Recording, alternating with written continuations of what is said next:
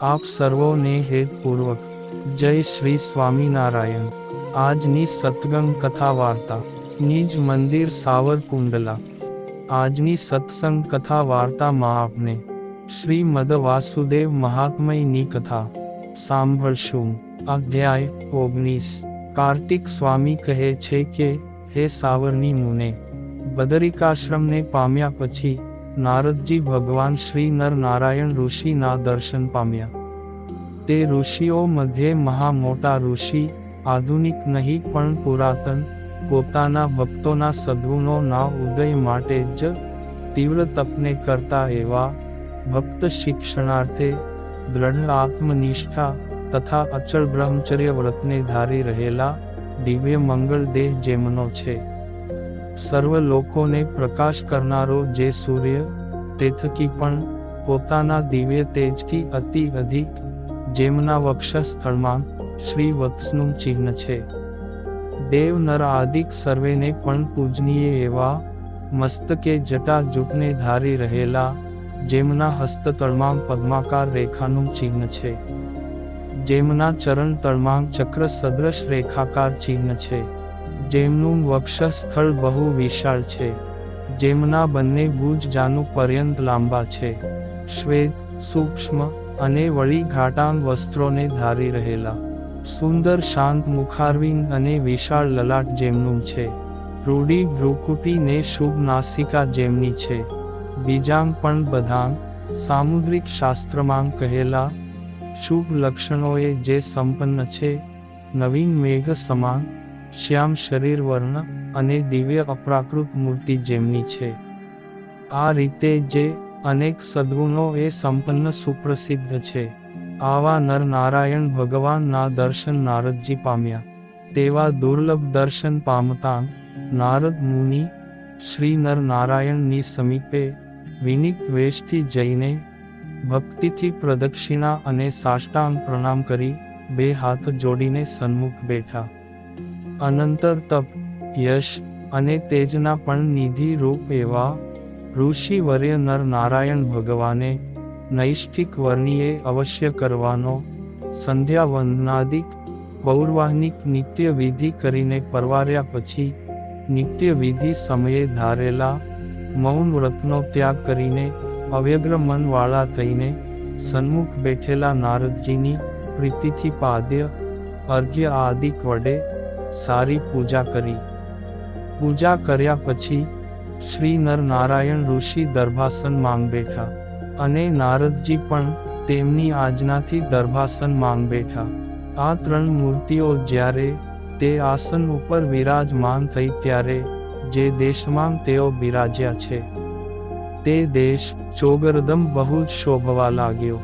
કેની પેઠે શોભ્યો તો ઘીની આહુતિઓ વડે જેમની જ્વાળા મહા મોટી થઈ છે એવા ત્રણ અગ્નિઓએ કરીને યજ્ઞ મંડપ જેમ શોભે તેમ શોભાયમાન છે।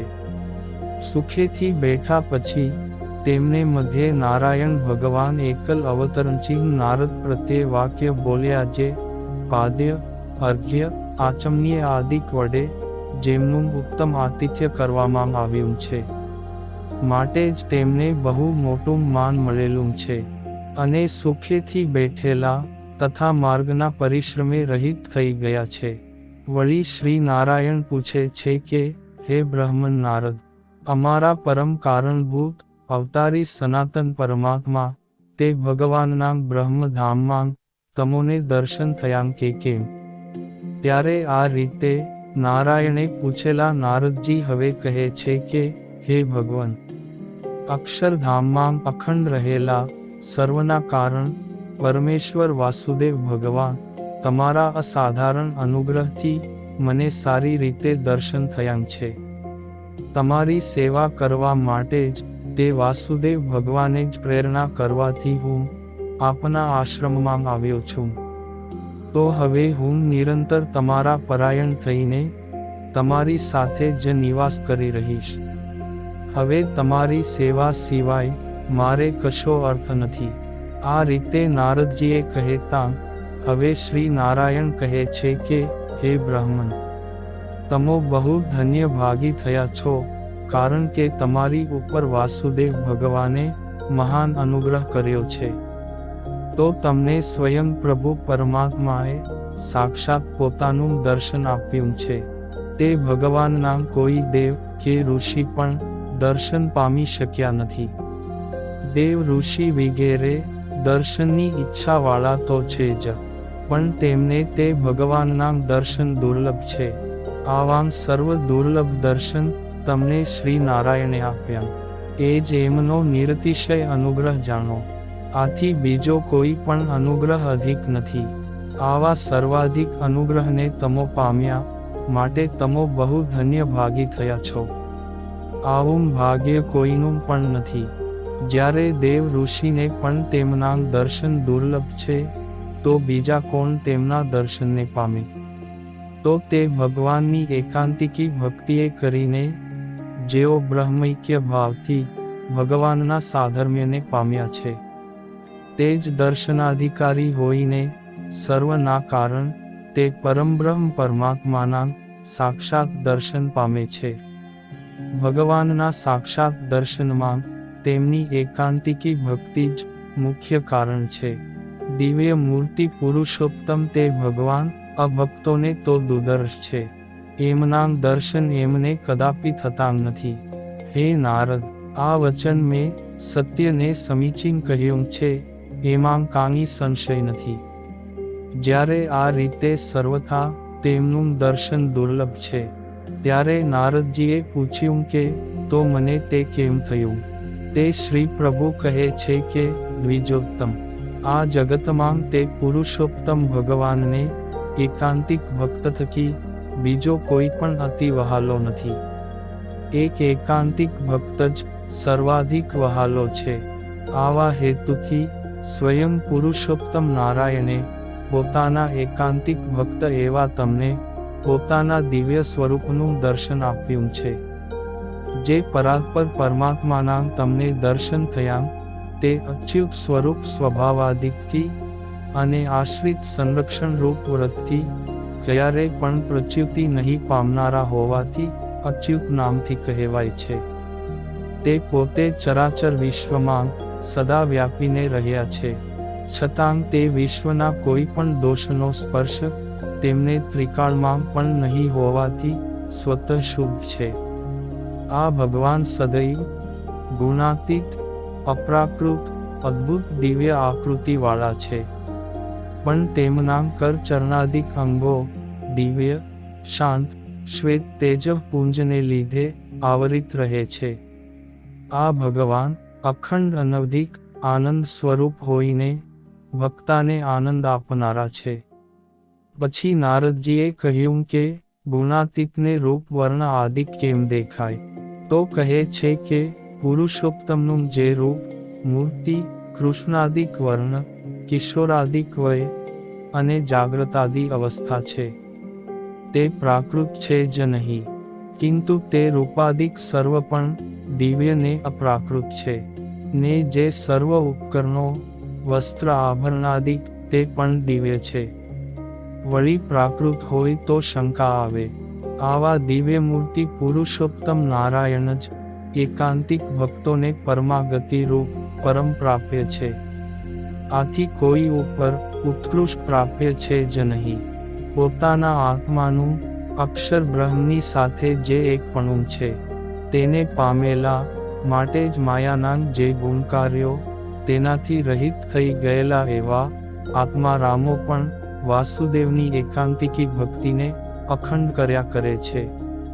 કારણ કે આત્મા રામો પણ ભક્તિ કરે એવા એમનામાં કારુણ્ય, સૌશીલ્ય, વાત્સલ્ય, ઔદાર્ય આદિક દિવ્ય ગુણો નિત્ય વર્તે છે. ને તે દિવ્ય નિત્ય ગુણો જ ભક્તિ કરાવે છે. તે ગુણવાનની ભક્તિ કોણ ન કરે? તો કહે છે કે ભગવાન તો ગુણના નિધિ હોય ને ભક્તોને સ્વગુણોનું ફળ આપનારા છે. માટે જ ભક્તો ગુણનિધિ એવા તેમની ભક્તિ કર્યા કરે છે. માટે હે મહામુને, જેની શક્તિઓ અચિંત્ય એટલે કે કોઈના પણ ચિંતવનમાં યથાસ્થિત ન આવી શકે એવી, અને જેનો અંત અવધિ જ નથી એવી છે. આવી શક્તિઓના અધિપતિ આ પરમબ્રહ્મ પરમાત્માના મહાત્મ્યને યથાસ્થિત કહેવા માટે કોણ સમર્થ થાય? તો કહે છે કે કોઈ પણ ન જ થાય. પોતે પણ પોતાના મહિમાના પારને પામતા નથી. માટે જ વેદાદિ શાસ્ત્રો પણ નેતિ નેતિ કહે છે. વળી આ ભગવાન કેવા છે? તો કહે છે કે આત્મ શબ્દ વાચ્ય જીવેશ્વરાદિકના આત્મા ને અંતરાત્માપણે સર્વના વ્યાપક, ધારક અને નિયામક હોવાથી પરમાત્મા કહેવાય છે. આત્માઓના આત્મા છે એટલું જ નહીં પણ અક્ષરના પણ આત્મા, વ્યાપક, ધારક ને નિયામક છે. વળી આ ભગવાન આકાશ નિર્મળ છે એટલે આકાશ જેમ સર્વભૂતોમાં વ્યાપીને રહ્યો છે, તથાપિ તે ભૂતોના મળોનો સ્પર્શ તેને નથી, તેમ પરમાત્મા પણ સર્વ ચરાચરમાં વ્યાપીને રહ્યા છે, તથાપિ તેના મળોનો સ્પર્શ એમને કદાપી નહીં હોવાથી આકાશ નિર્મળ કહ્યા છે. નિર્લેપત્વ ધર્મથી આકાશ તુલ્યતા કહી છે, પણ શૂન્યત્વ ધર્મથી નહીં. વળી કેવા તો કહે છે કે આમ ભગવાને કહ્યા પ્રમાણે દિવ્ય દ્રષ્ટિવાળા ભક્ત ને મુક્તોને જ એક દર્શનીય છે. વળી તે સન્માત્ર સદરૂપ છે એટલે સતત એક રૂપ છે, અર્થાત ત્રણેય કાળમાં વૃદ્ધિ ક્ષયાદિકે રહિત છે. સત શબ્દથી નિરૂપણ કરેલા છે. વળી તે પુરુષ છે તો પૂર્વસિદ્ધ હોવાથી પુરુષ શબ્દથી કહ્યા છે, અથવા પરમ પાવન હોવાથી સર્વ પાપને નાશ કરનારા હોવાથી પુરુષ શબ્દથી કહ્યા છે, અથવા દિવ્ય પુરુષાકાર હોવાથી પુરુષ શબ્દથી કહ્યા છે. વળી તે વસુદેવ કહ્યા છે. વસુદેવ શબ્દ વાચ્ય શુદ્ધ સત્વ અંતઃકરણમાં પ્રાદુર્ભાવ પામનારા હોવાથી, અથવા વસુદેવ નામના યાદવ વિશેષ થકી પ્રાદુર્ભવેલા હોવાથી વસુદેવ કહ્યા છે. વળી સમસ્ત કલ્યાણ ગુણોએ પરિપૂર્ણ છે. કલ્યાણ ગુણો જ્ઞાન, શક્તિ, બળ, ઐશ્વર્ય, વીર્ય, શક્તિ, તેજ વગેરે તથા કારુણ્ય, સૌશીલ્ય, વાત્સલ્ય, ઔદાર્ય આદિક અનંત છે. વળી પ્રાકૃત સત્વાદિક ગુણોએ રહિત હોવાથી નિર્ગુણ કહ્યા છે. વળી જે બ્રહ્માદિ ઈશ્વરના પણ ઈશ્વર પરમેશ્વર છે. વળી પરા વિદ્યા જે બ્રહ્મ વિદ્યા તેનાથી એક વેદ્ય જાણવા યોગ્ય છે, પણ પ્રત્યક્ષ અનુમાનાદિક વડે નહીં. વળી બ્રહ્મ ભાવને પામેલા મુક્તોએ પણ જે ઉપાસ્ય ધ્યેય છે. વળી જે પ્રભુ, પ્રકૃતિ, કાળ, પુરુષાદિક સર્વના પણ નિયામક છે. આમ હે મુને, આવા વાસુદેવ ભગવાન વર્તે છે. ચરાચર સમસ્ત જગતના નિયામક દિવ્ય મૂર્તિ તે ભગવાન પુરુષોત્તમને જે ભક્તજન તપ અને એકાંતિક ધર્મ વડે પ્રસન્ન કરે છે, તે ભક્ત અતિ ધન્ય ભાગી કહ્યો છે. માટે હે દેવર્ષે, તમે પણ એકાંતિક ધર્મથી તે શ્રી પુરુષોત્તમનું આરાધન કરતા થકા આ આશ્રમમાં જ મારી પાસે રહીને કેટલોક કાળ તપ કરો. તમો તપશ્ચર્યા વડે અતિ શુદ્ધ અંતઃકરણ વાળા થતાં સત્પતિ તે ભગવાનના મેં કહેલા યથાસ્થિત સમગ્ર મહિમાને જાણશો. હે મુને, જે તપ છે તે સર્વ અર્થની પ્રાપ્તિમાં સાધન છે અને ભગવાનને હૃદયવત અતિ પ્રિય છે એમ તમે જાણો. જેણે ઘણું તપ કર્યું નથી એવો પુરુષ મહાપ્રભુ ભગવાનને વશ કરી શકતો નથી. ભગવાન તપથી જ વશ કરી શકાય છે.